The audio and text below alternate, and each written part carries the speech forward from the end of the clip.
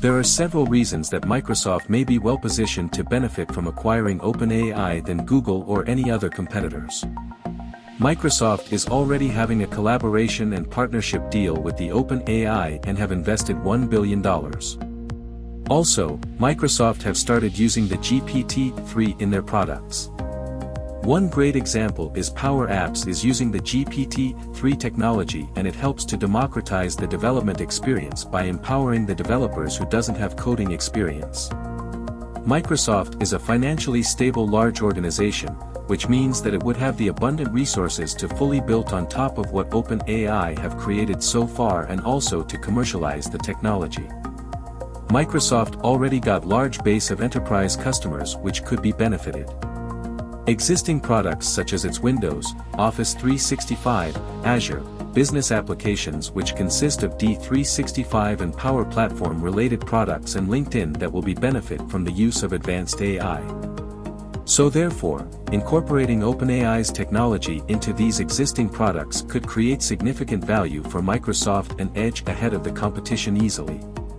Also, Microsoft's search engine Bing will be heavily benefited as well, and it will enable conversational search and enhancing search results using ChatGPT.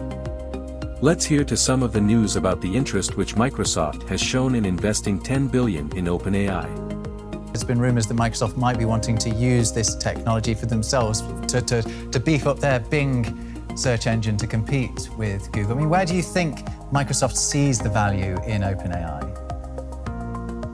Microsoft is not willing again to lose a next revolution. If you look the last 20 years, they are very good at losing revolutions. The revolution of the internet they lost, the mobile they lost, etc. You see it in the metaverse where with their investment of $79 billion on a competitor, they're not willing to lose. So this seems to be like this kind of innovation. They can actually use this technology in many places. Plus, they have already bet on OpenAI because they've already invested $1 billion in OpenAI in the past, and they have an exclusive right. And all the service now is being done over Azure. That is Microsoft cloud infrastructure. So there is a tight collaboration. The one example of search is, again, one example. It could be a winning example, which of course will hurt Google. How strategic is this in your view? We think it's really strategic long-term. Short-term, obviously, there's still some kinks in the system. If you ask ChatGPT, who the CEO of Twitter was last week, it said Jack Dorsey, and obviously it's Elon Musk. If you ask the system who won the World Cup, it says my database is limited back to 2021. So obviously, there's incredible amount of promise, but today, in terms of real time, it's not there. We think over time, with the help of Microsoft and ChatGPT, this could be really revolutionary. We believe in AI-infused apps and infrastructure, not AI on its own. So if you envision a world where you open up PowerPoint and say, for the Fast Money team, write an update on the market, what's happened so far in 23. You go into PowerPoint, put a family in front of a mountain with a ski resort in the back. Simple things like that. You can ask the system to help self-populate these applications. Outlook, respond to an email, with this simple term. So we think ultimately, if you think about what they could do, they can fuse it with their applications, their AI technology inside these apps. You look at Azure, which is the backend infrastructure running. That's a huge opportunity as well. So Microsoft's not alone. Adobe has a product called Sensei. You have Salesforce.com, which has Einstein. Others are trying to embark upon this, but clearly this is really exciting. I don't think it has an impact short-term for Google. Long-term, we'll see, but no one's going to use this for looking for a coffee shop or near-term, Warriors tickets or concerts in the short-term. Long-term, we'll see, and I think, again, it's super promising. So we think we have a early view where it can be, again, very impactful across the Microsoft suite. During the recent Microsoft Ignite 2022 event, Microsoft CEO Satya Nadella revealed some of their future plans about AI. Let us hear it from Microsoft CEO Satya Nadella.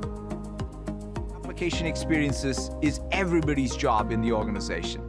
70% of the new applications will use low-code and no-code by 2025, up from 25% in 2020. And we are turning low-code into no-code with the power of AI. We are bringing the same principles and capabilities behind Copilot to Power Platform.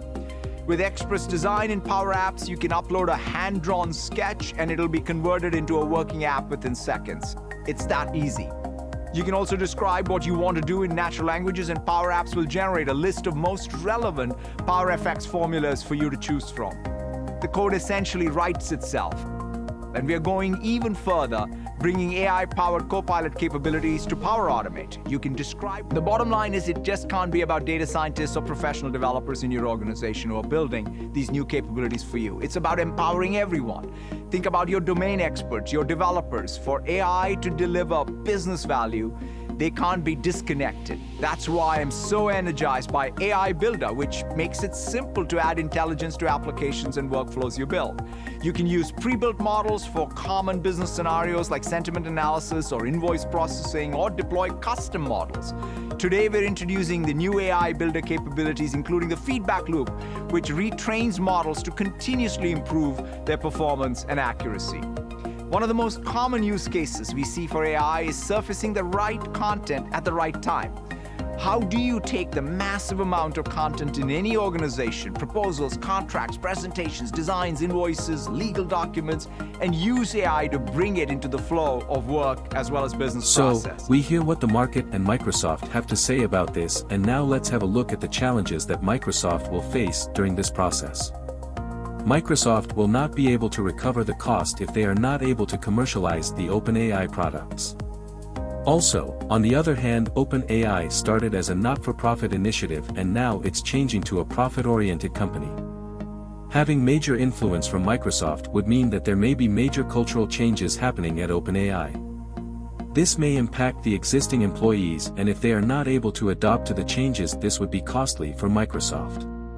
Microsoft will also be challenged with the legal and regulatory issues. Competition in AI space will be immense in the coming years from other leading players such as Google and other AI-focused companies. Time will tell what will happen if Microsoft acquires 49% shares in OpenAI.